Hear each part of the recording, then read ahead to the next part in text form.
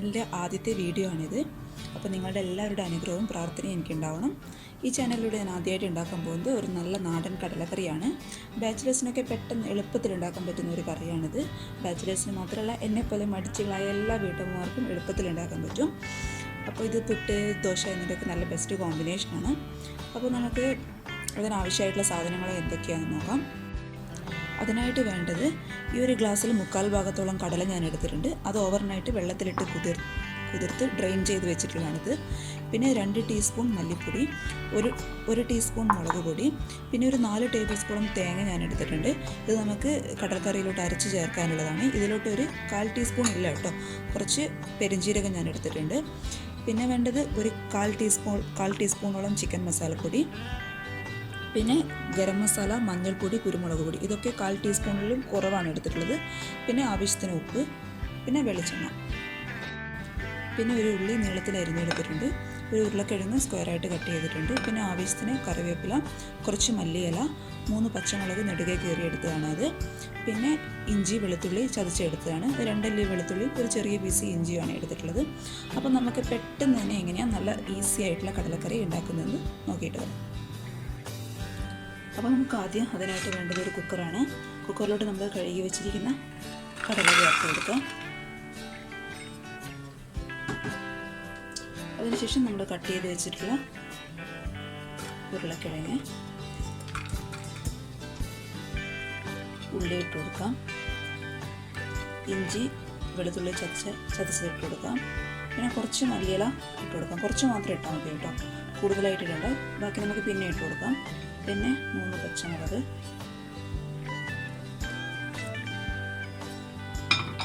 പിന്നെ ഒരു 2 കറിവേപ്പില കൂടി ഇപ്പോൾ ചേർത്ത് കൊടുക്കാം. അപ്പോൾ നിങ്ങൾ ഈ ഉരുളക്കിഴങ്ങ് ഇടുമ്പോൾ എപ്പോഴും ശ്രദ്ധിക്കേണ്ട കാര്യം, നമ്മൾ ഉരുളക്കിഴങ്ങ് കടലൊക്കെ ഇട്ട് ഏറ്റവും മുകളിലായിട്ട് വേണം ഇടാനായിട്ട്. കാരണം ഉരുളക്കിഴങ്ങ് ഏറ്റവും അടിയിലായി പോയാൽ കൂടുതൽ വെന്ത് പോകാൻ സാധ്യതയുണ്ട്. അപ്പോൾ നമ്മുടെ കറീൻ്റെ ആ ഒരു ടെക്സ്ചർ തന്നെ മാറിപ്പോകും. അപ്പോൾ നമുക്ക് ഉരുളക്കിഴങ്ങ് മുകളിലിട്ടിട്ട് വേവിച്ചെടുക്കാം. ഇനി നമുക്ക് പൊടികൾ ഇതിനോട് ചേർത്ത് കൊടുക്കാം.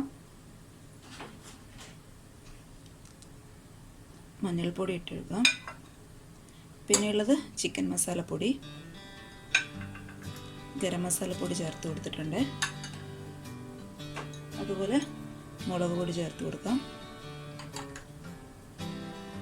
കുരുമുളക് പൊടി,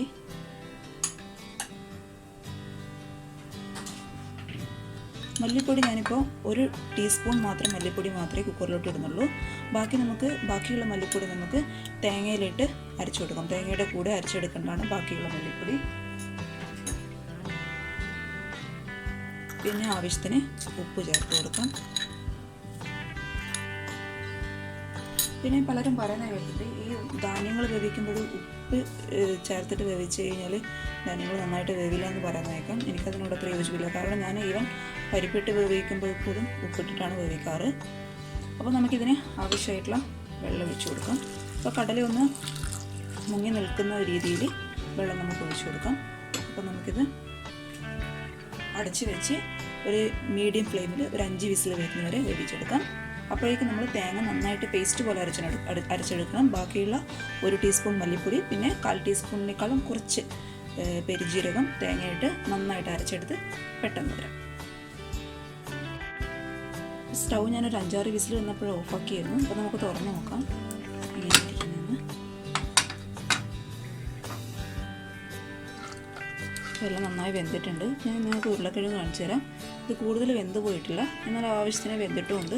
അപ്പം നമുക്ക് ഒന്ന് പതുക്കെ മിക്സ് ചെയ്യാം. പതുക്കെ മിക്സ് ചെയ്താൽ മതി കേട്ടോ, ഉരുളക്കിഴങ്ങ് അടിഞ്ഞു അതുകൊണ്ടാണ് പറയുന്നത്. പതുക്കെ മിക്സ് ചെയ്തിട്ട് ഇനി നമുക്ക് ഇതിലോട്ട് തേങ്ങ ചേർത്ത് കൊടുക്കാം. അതിനിടയിൽ ഞാൻ തേങ്ങ അരച്ചെടുത്തിട്ടുണ്ടായിരുന്നു. തേങ്ങ ഇതിലോട്ട് ചേർത്ത് കൊടുക്കാം.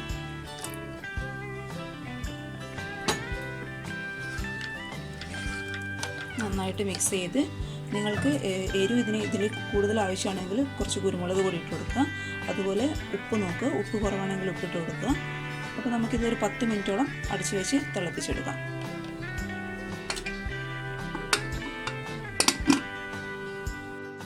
അപ്പോൾ കറി നന്നായിട്ട് തിളയ്ക്കുന്നുണ്ട് കേട്ടോ. ഇനി നമുക്ക് ഒരു 5 മിനിറ്റ് കൂടി തിളച്ച് കഴിഞ്ഞാൽ നമുക്ക് സ്റ്റൗ ഓഫ് ചെയ്യാം. എന്നിട്ട് നമുക്കിതിലോട്ട് താളിച്ചൊഴിക്കണം. താളിച്ചൊഴിക്കാനായിട്ട് ഞാൻ 2 ചെറിയുള്ളി കട്ട് ചെയ്ത് എടുത്തിട്ടുണ്ട്. പിന്നെ കറിവേപ്പില, കടുക് എന്നൊക്കെ ഇട്ടിട്ട് താളിച്ചൊഴിക്കാം. അപ്പം നമുക്ക് ഒരു 5 മിനിറ്റ് കൂടി കറി നന്നായിട്ട് തിളക്കട്ടെ കേട്ടോ. അപ്പോൾ കറി നന്നായിട്ട് തിളച്ചിട്ടുണ്ട്. ഇനി നമുക്ക് സ്റ്റൗ ഓഫ് ചെയ്യാം. എന്നിട്ട് നമുക്ക് കറിയിലോട്ട് താളിച്ചൊഴിക്കാം. അപ്പോൾ നമുക്ക് താളിച്ചൊഴിക്കാനായിട്ട് ഇതിലോട്ട് ഞാൻ കുറച്ച് വെളിച്ചെണ്ണ ഒഴിച്ചു കൊടുത്തിട്ടുണ്ട്. അപ്പോൾ എണ്ണ നന്നായി ചൂടായിട്ടുണ്ട്. നിങ്ങളുടെ വെളിച്ചെണ്ണ ഇല്ലെങ്കിൽ നിങ്ങൾക്ക് സൺഫ്ലവർ ഓയിൽ യൂസ് ചെയ്യാം. പക്ഷേ എങ്കിൽ നാടൻ കറിക്കൊക്കെ എപ്പോഴും നമുക്ക് വെളിച്ചെണ്ണയാണ് നല്ലത്. അപ്പം നമുക്ക് ചെറിയ ഉള്ളി ഇതിലോട്ട് ചേർത്ത് കൊടുക്കാം. ഉള്ളി ഒന്ന് വാടി വരുമ്പോൾ ഒരു കളറൊന്ന് ചേഞ്ച് ആകുമ്പോൾ നമുക്ക് കടുക് ചേർത്ത് കൊടുക്കാം.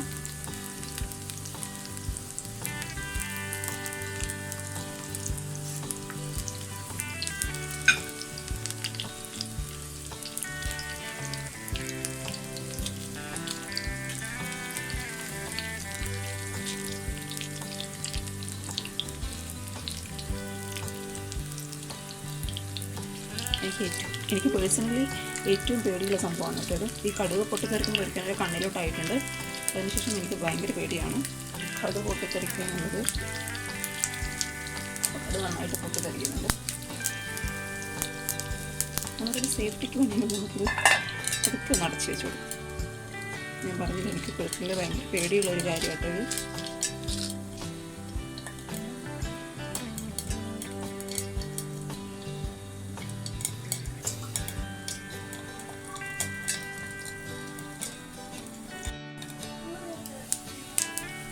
കടുക് നന്നായിട്ട് പൊട്ടിയിട്ടുണ്ട്. നമുക്ക് മുളക് ഇതിലോട്ട് ഇട്ട് കൊടുക്കാം. ചുവന്ന മുളകാട്ടോ ഇട്ടിട്ടുള്ളത്. കുറച്ച് കറിവേപ്പിലയും ഞാൻ ഇട്ട് കൊടുത്തിട്ടുണ്ട്. ഒന്ന് തട്ടിയെടുത്തതിന് ശേഷം നമുക്കിത് കറിയിലോട്ട് മിക്സ് ചെയ്യാം.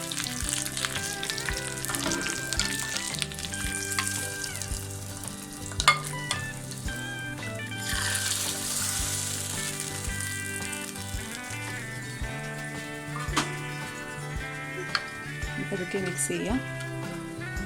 ഞാനിതിലോട്ട് എല്ലാം ചേർത്ത് കൊടുത്തിട്ടുണ്ട്, താളിച്ചൊഴിച്ചിട്ടുണ്ട്. അപ്പോൾ നമുക്ക് ഈ ഒരു ടെക്സ്ചറാണ് കേട്ടോ വേണ്ടത്. അപ്പോൾ നിങ്ങൾ ഒരു 5 മിനിറ്റ് അടച്ച് വയ്ക്കുക. അതിനുശേഷം സെർവ് ചെയ്യുക. അപ്പോൾ ഞാനിതൊരു 5 മിനിറ്റ് കഴിഞ്ഞ് സെർവിങ് പ്ലേറ്റിലോട്ട് മാറ്റിയിട്ടുണ്ട്. നിങ്ങൾക്ക് എത്രത്തോളം കളർ കിട്ടുന്നുണ്ട് എനിക്കറിയില്ല, കാരണം രാത്രിയാണ്ട് ലൈറ്റിൻ്റെ ചെറിയൊരു പ്രശ്നമുണ്ട്. അപ്പോൾ നല്ല ഡാർക്ക് കളറാണ്. പുട്ടിൻ്റെ കൂടെയും ദോശയുടെ കൂടെയൊക്കെ നല്ല കോമ്പിനേഷനാണ്. നിങ്ങളെല്ലാവരും ട്രൈ ചെയ്ത് നോക്കണം. പിന്നെ ബാക്കിയുള്ള മല്ലിയിലൊക്കെ അതിൻ്റെ മുകളിലിട്ടിട്ടുണ്ട്. അതുകൊണ്ട് കറിവേപ്പില കുറച്ച് ഡെക്കറേറ്റ് ചെയ്തതിനായിട്ട് ഇട്ടിട്ടുണ്ട്. അപ്പോൾ പിന്നെ നിങ്ങളെല്ലാവരും ട്രൈ ചെയ്ത് നോക്കുക. നല്ല മുരിഞ്ഞ ദോശയുടെയൊക്കെ എനിക്ക് പേഴ്സണലി നല്ല മുരിഞ്ഞ ദോശകളോടൊക്കെ കഴിക്കാൻ ഭയങ്കര ഇഷ്ടമാണ്. പുട്ടിനേക്കാളും ഇഷ്ടം എനിക്ക് ദോശയുടെ കൂടെ കഴിക്കുന്നതാണ്. അപ്പം എൻ്റെ വീഡിയോസ് ഇഷ്ടപ്പെട്ടാൽ ഇനി ഞാനിടുന്ന വീഡിയോസൊക്കെ നിങ്ങൾക്ക് ഇഷ്ടപ്പെടുകയാണെങ്കിൽ തീർച്ചയായിട്ടും എൻ്റെ ചാനൽ സബ്സ്ക്രൈബ് ചെയ്യുക. സബ്സ്ക്രൈബ് ചെയ്താൽ മാത്രം പോരാ, തൊട്ടടുത്തുള്ള ബെല്ലൈക്കൺ കൂടി പ്രസ് ചെയ്താൽ ഇനി ഞാനിടുന്ന വീഡിയോസൊക്കെ നിങ്ങൾക്ക് നോട്ടിഫിക്കേഷനായിട്ട് വരും. അപ്പോൾ once again happy new year. Thank you. By.